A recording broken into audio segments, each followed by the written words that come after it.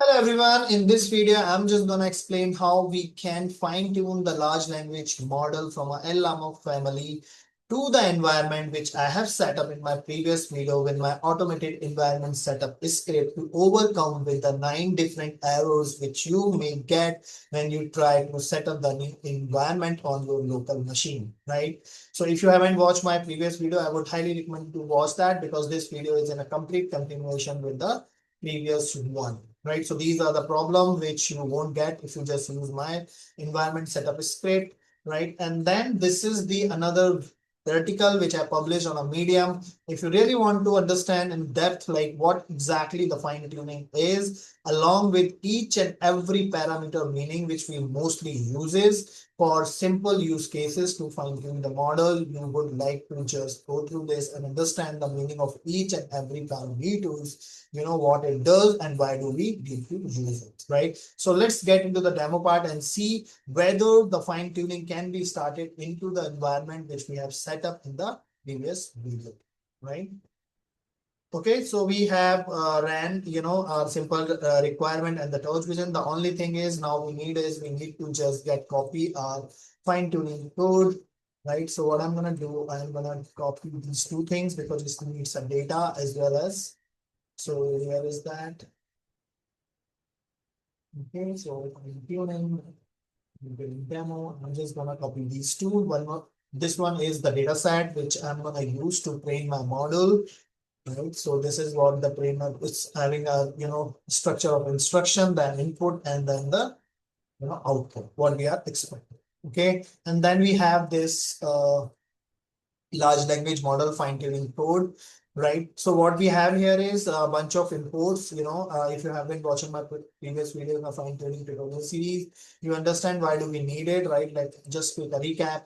From transformer, I mean, all these are very important ones. Hugging Face, this is just for the login to the machine because we log into the Hugging Face website because we need to download the model. Torch is again, it's a CUDA related stuff so that when you actually try to do the fine tuning at that point of time, the PyTorch software version will come into the picture, which will take you to the GPU and do all the complicated matrix related manipulation, which is needed to fine tune the model. Then we have a transformer, which is the actual one where we have this auto model for casual LM. Casual LM means it is going to just predict the next word at a time.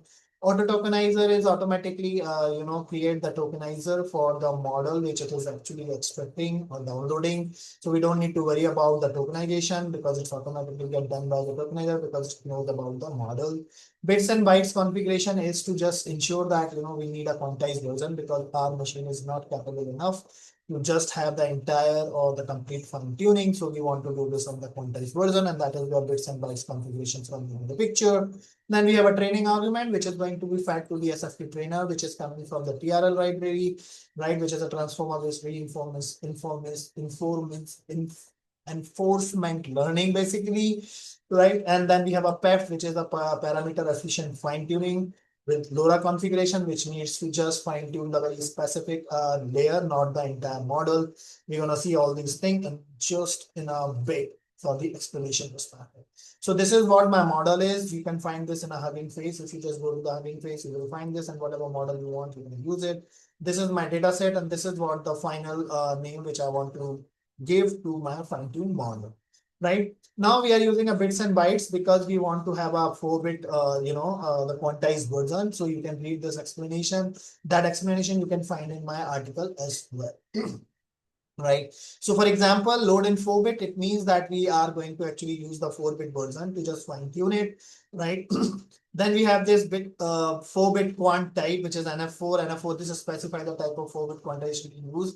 Normal float 4 is the highly efficient and accurate. So for all these fields, you have to really go to the document and you have to read through it. This torch is B float. Again, this is a clever trick while the models weight are stored 4-bits in memory. So it's just all these things are very important when it comes to, just have the memory, efficiency in our local hardware system, right?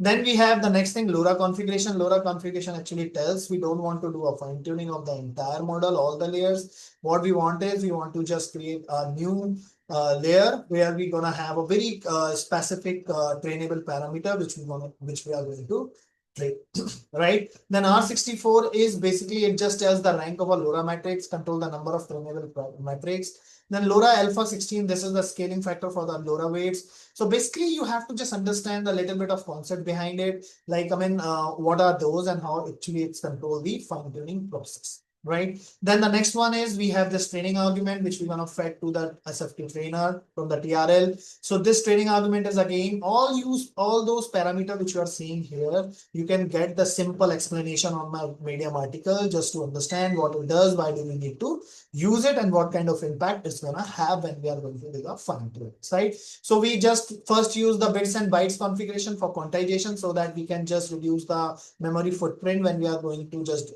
download and do the processing. LoRa config is just to control, the new layer, how many parameters we want to just train with our specific data and what kind of priority you want to set to that. Then we have this training argument, which is going to be fed to the actual SFTTrainer module, right? The next thing is what we need is we need to download our base model, and that is where we're going to use this auto model for casual LM. Casual LM, again, you can just walk. This is just for predicting a next word related large language model from pre-train, and here we are giving a model name, and the quantization config is coming from the from bits and bytes class, which we have defined here, right? And then it just actually download the model, right? Then we have a tokenizer. Okay, so from tokenizer perspective, we just provide the same model name, so it knows, okay, what kind of tokenization has to be done. So we should not be worried about like what kind of size the embedding model we need to create to just feed to this. So this auto tokenizer is intelligent enough to just understand what kind of tokenization has to be there. So this is just for the US end of sentence identification. Padding style is right, so meaning if there is padding has to happen, then it should happen from the right. The next thing is loading the data set. So here we are, what we are doing is we are just loading the data set here, right? So this is the model. This is the data which we are going to load here, right? So we can see it from data set, which is again a library, and we are using this load data set. So once we do that, so that's having some kind of additional attributes which we can utilize. So all we need to tell the type of file, then the data file's location, and then split it through, right? So once this is done, then we have to format that. So for formatting perspective, we have to understand what kind of a structure these models understand. For that, I have already explained in my previous video. You have to go to the hugging phase and you have to understand that. And that is how, because this is really important, because your data set is in a specific format, but you have to build this in a different format depending upon what model you are going to train and what actually it expects. Right. And then we have this apply chat mod template, and this is where the actual magic will happen, and then we get the formatted because this is what, actually it's actually going to convert it into the numeric value. And from there, it is going to be fed back to the, our model. And we're going to see this because we have to feed this format chat template basically as a format function into our SFT, right? So basically what I'm saying here in our data set is having a specific structure, but we want to convert it to a different structure, and that is where this thing comes into the picture. So this is the structure for message which we have to feed to the tokenizer, right? And then it will understand, okay, which structure it has to convert. So all we need to do is to send the data, and then automatically that data will get into this formatted structure, right? Okay, the next thing is the actual thing where the training is happening. So we have to give the model name, and that we have already downloaded. Then we have to provide the data set, what data set we're going to use, and LoRa config. This is where we are telling, okay, we don't want to do a full training. We just wanted to do a very specific training, which has the highest priority. Whenever user asks to the fine tuning model, the very first preference would give to the fine tune parameters first. Then we have a training arguments, and then we have a formatting fun. This is the same fun which is going to apply to the each and every record which we have in our data set, right? Then once we just create this object for the trainer, then we can just start using this train mod function, and then it's going to start the training. And then we are eventually going to, first the training is done, then we are going to save it. And then once it's saved, then it's ready for use, right? So let me just quickly run this real quick. Okay. Python, and then we have this TRL. Okay, so if there is no problem from the environment perspective, which I'm expecting there shouldn't be. And now we can see, please set in your environmental file. I can quickly do that. Right, but since it's already been done, so that's not an issue. I just need to create .environment file, and I can quickly do that. Okay, come down here, there should be my environment.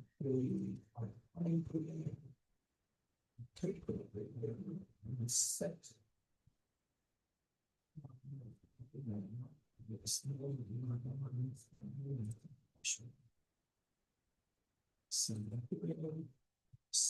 I can quickly copy this. I can turn down here,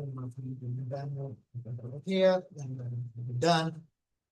Okay, so now we can see first it just take it from the cache, which is good, right? And now it's just started, right? So why I'm able to just do this, because I just use my automated script, which actually has an intelligent way. Otherwise, when I was just trying to set up this without that script, I was facing a lot of issues, and that actually resulted into this list.